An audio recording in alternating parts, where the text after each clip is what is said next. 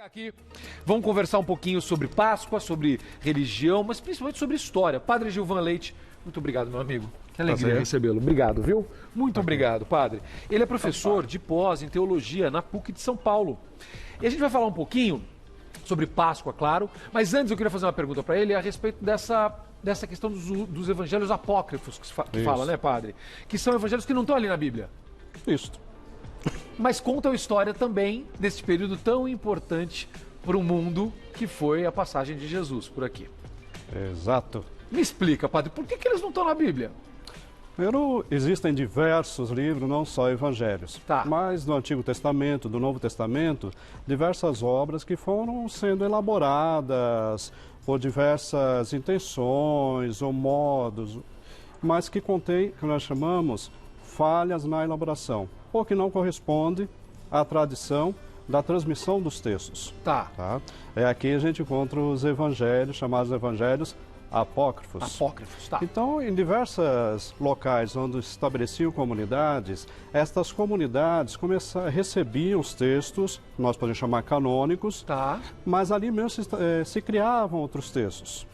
Só que esses textos, eles possuem falhas na transmissão do relato, das narrativas. Ou seja, eles não parecem fiéis? Fiéis. Cito um exemplo. O Evangelho de Tomé, por exemplo, fala que Tomé, parece no Evangelho de João, que Tomé se chama Dídimo. Então, os dois nomes significam gêmeo.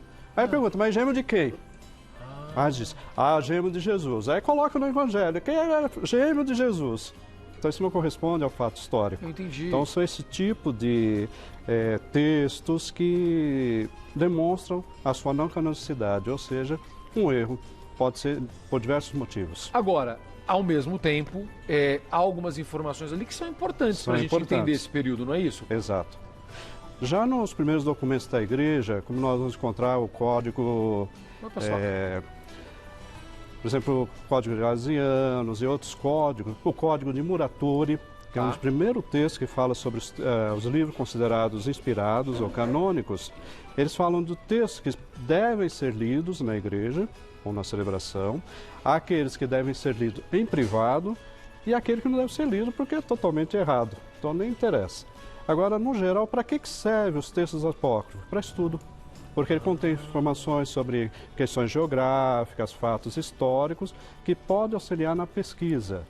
Né? Então, entendi. Isso é importante. Então, quando você estuda teologia, que é o caso do senhor, é diferente. Diferente de uma pessoa que simplesmente está seguindo ali algumas... que é importante para ela ter essas informações por conta da fé dela, mas quando você vai estudar e entender efetivamente aquele período da história, você precisa ter todas as fontes de informação, não é isso? Exato. E desde o início esses documentos falam, a igreja rechaçava, isso é falso. A igreja diz, né? Não serve para a liturgia. Não é útil para a formação espiritual da pessoa, mas é útil para a pesquisa e a igreja conservou esse material. Entendi.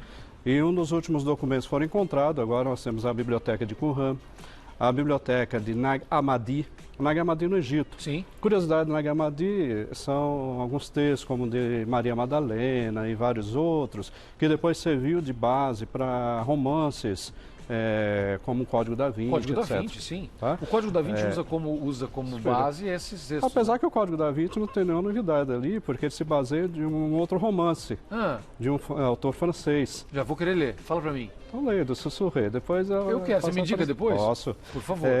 Esse é o primeiro texto que faz esta aproximação que o Dan Brown vai desenvolver no Código da Vinci.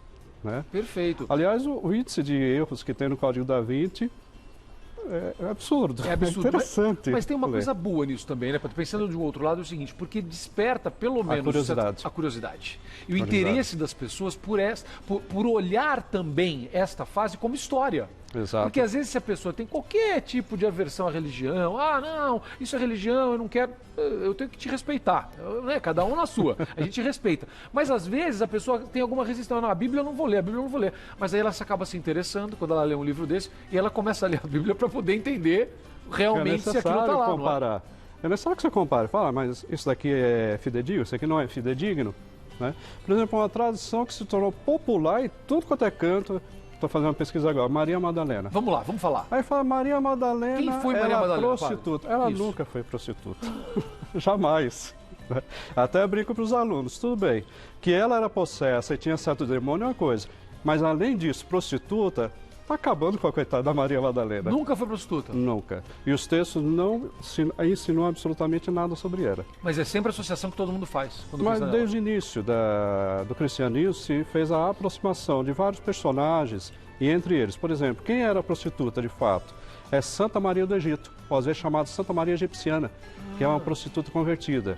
Tá? Aí depois querem puxar para os evangelhos que aparece uma pecadora, não sabemos qual é o pecado, sim, que se converteu e lavou os pés de Jesus com as lágrimas e enxugou o cabelo. Mas não diz o nome. Aí uns dizem, deve ser então a Maria de Betânia. Só que a Maria de Betânia não é nem pecadora e nem lavou os pés de Jesus com lágrimas. Ou seja, eles associam com outras aí pessoas. Juntou. Mas aí a falta justamente de você pesquisar, de você ler com atenção, isso. Não é isso? Mas é porque, padre, aí eu vou fazer um outro lado aqui, que às vezes não é uma leitura fácil.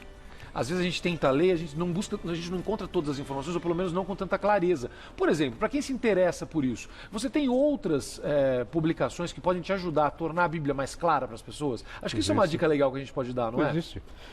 Todos esses textos apócrifos estão à disposição para quem quiser pesquisar em português, obras boas, né? Por exemplo, do Nag Hammadi, os evangelhos apócrifos, apocalipses apócrifos e outros textos apócrifos. Está à disposição e é interessante que você faça a leitura desse material, até para conhecer de fato o que eles tratam com a realidade. Pegando os textos de Nag Hammadi. Nag Hammadi é uma região no Egito e ali surgiu uma comunidade próxima ao cristianismo com mistura de gnosticismo, de filosofia. Tá? E o que está por trás? Que nesses textos, nessa comunidade, eles eram o filho de Sete. Adão e Eva tiveram 3 filhos. Caim, Abel, Sete. Aí diz que Caim matou Abel e sim, depois veio Sete. Aí se fala, nós não somos da raiz impura de Caim, somos da raiz de Sete. Então eles chamavam de 7 anos. E essa comunidade é que surgiu esses evangelhos, como de Maria Madalena, de Tomé, de Filipe e tudo mais, para justificar que eles eram puros, mas dentro de uma concepção gnóstica, de pureza corporal. Aí entra toda uma questão de conduta social, sexualidade, questões morais e vários outros. E depois, nessas aproximações de gnosticismo, é que ele quer justificar certos personagens. Por exemplo, Maria Madalena, quanto alguém que era próximo de Jesus, amava Jesus, beijava Jesus, Jesus beijava ela. Sim. Ou então de Judas Iscariotes, que Judas Iscariotes era o discípulo predileto, não era Maria Madalena, nem era o discípulo amado, era Judas Iscariote, e que ele foi obrigado a trair Jesus. Então, foi obrigado, e aí a gente vê algumas coisas que Jesus teria dito para ele, né, para fazer a traição. E essas coisas a gente encontra nesses textos, né, padre? Outros textos que diz que que José era marceneiro e quando Jesus nasceu, de presente para Jesus, já fez a cruz de Jesus. Então, são erros factuais que não tem como legitimar dizer isso aqui é canônico. Né? E depois, entre os textos que nós chamamos de evangelhos, existem proximidades.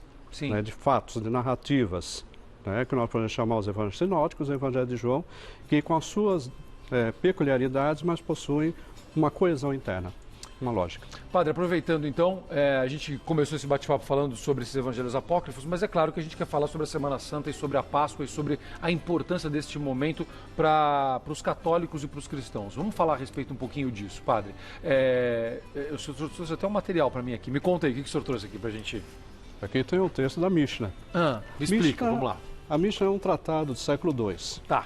Que, após a destruição de Jerusalém em 70 d.C., a comunidade judaica se transferiu para Jamnia. Tá. Lá, com a presença de Yohanan ben Zakkai, que é o pai do judaísmo moderno. Tá. E dentre as atividades que se desenvolveram na busca da compreensão da palavra de Deus, também se compôs normas de vida para o judaísmo. Perfeito. E tudo isso que está aqui nesse tratado chamado Mishnah. Sim. Né, que é um tratado que fala do cotidiano, vida, morte, tudo que diz sobre a vida de um judeu e também da atividade cultual. Né? Inclusive, dentro do tratado Moed, que é um tratado sobre as festas e celebrações judaicas, nós vamos encontrar um ponto só sobre a Páscoa, chamado Pesharim. Pesharim. Então está aqui. Que ele vai tratar justamente sobre isso. Então aqui é da vida do cotidiano de um judeu, ele vai se basear aqui. né? Por nossa sorte, nós temos a tradução em espanhol, que é essa versão aqui. Ainda ou hebraico, aí eu podemos ler hebraico. Para mim não dava. aí eu não consigo. O senhor consegue, eu não consigo. Que mais? Ritual de Semana Santa, todas as atividades de Semana Santa que vão no domingo de Ramos até o domingo de Páscoa. Como que são as celebrações que vão discorrer no domingo de Ramos, qual é a sua característica, na quinta-feira santa, sexta-feira santa, sábado de Aleluia e domingo de Páscoa, nós chamamos. Então aqui prescreve como são as celebrações. Por exemplo, vamos falar um pouquinho da Sexta-feira Santa, padre. Por que a história da carne, padre? Vamos falar para as pessoas. Que uma tradição da carne é uma tradição que surge dentro de se resguardar, vou poder explicar de um modo mais simples, de respeitar um dia, de fazer com que o seu corpo repouse. Sim. Então, por trás tem um repouso. Fala do jejum e da abstinência, do jejum. Na tradição ortodoxa é um pouco mais radical. Como ainda, me conta. Porque enquanto nós conservamos só de tirar a carne, sim, tá? Isso implica também coisas como ovos e etc. Tá, aí eu substituir a carne por ovo. Dá ela por ela. Tá? Não é o caso. Não é o caso. Na tradição ortodoxa, eles tiram tudo também que se refere a animal. Leite, derivados... Tudo. Derivado animal. É um dia vegano. Não chega a ser vegano, porque vegano também faz umas misturas que a gente não sabe até onde vai. Tá, mas você pode dizer que é um dia mais light ou vegetariano, acho que ficaria um pouco. Eu entendi. Próximo. Minha sobrinha é vegana, e é uma festa essa história de vegano, deixa quieto. Qualquer dia a gente vai falar. Depois ela vai ficar brava comigo. Não, qualquer dia a gente fala. Meus irmãos são veganos também. A origem, a ideia é você não usar absolutamente nada de origem animal. Absolutamente nada de origem animal. E aí mas a minha briga é sobre o fundamento, mas deixa. Mas qualquer hora a gente conversa sobre isso. Mas é bom. São bons temas para a gente tratar. E aqui são os textos do Antigo Testamento, em hebraico. Tá? Você pode observar aqui. Posso mostrar para as pessoas com vocês? Só mostrar para o pessoal ver aqui. Legal, bacana. Pronto. Perfeito. O senhor lê em hebraico, padre? Sim. Meu Deus do céu. Fantástico. E o grego, que é o Novo Testamento. Aqui já é o Novo Testamento. Está de cabeça para baixo. Olha, tá vendo só como eu... E não é hebraico. Não é? Tá aqui, ó. Perfeito. Padre, a gente tem hoje... e tem mais um ainda aqui. Não, isso aqui é a revista da Faculdade de Teologia, do programa de pós-graduação. E aqui tem um artigo meu sobre Páscoa. Eu falo da Páscoa judaica e Páscoa cristã, com toda a história da tradição da Páscoa. Né? Qual é a diferença dessa tradição? Vamos para as pessoas que não conhecem, por exemplo. Eu, inclusive, não sei a diferença. Qual a diferença? Então, a Páscoa cristã, a Páscoa judaica, ela narra justamente a saída do povo hebreu do Egito. Saída do povo hebreu do Egito. Então, essa tem uma passagem. Tá? Porém, o rito da Páscoa judaica ela é composta por dois ritos, que é o rito do ázimo e o rito da Páscoa, que se conserva até hoje. Perfeito. Tá, ok? Na saída do Egito, essas duas tradições estão vinculadas. É curioso que em capítulo 12 de Êxodo aparece o tema da praga dos primogênitos, a última praga, e em seguida ázimo e Páscoa. Tá? Qual a distinção? Páscoa está ligada à vida nômade. Sim. Tá? Ou seja, o homem que vive no deserto, ele cria animais de pequeno porte. Então, um sacrifício animal. Diferente do homem sedentário, que está ligado à agricultura, onde vem o ázimo, que é o pão sem fermento. Entendi. Né? Outra curiosidade que provém disto é que no livro de Números 9, vai falar da Páscoa do segundo mês, que habitualmente se fala da Páscoa do primeiro mês, de 14 para 15 de Nissan, de Abib, mas depois falam uma Páscoa do segundo mês para quem não podia celebrar. Nós não sabemos se essa tradição permaneceu dentro do judaísmo, mas prescreve isso. Mas está lá. Está lá, né, dizendo. Sobre a Páscoa, então, como permanecia? No templo de Jerusalém celebrava a Pessá. Perfeito. 14 e 15 de Nissan. De 15 a 21 de Nissan era justamente ázimos. A curiosidade é que depois, no judaísmo rabínico atual, se uniu os dois ritos, Páscoa e ázimo, como único rito. Perfeito. Que celebra.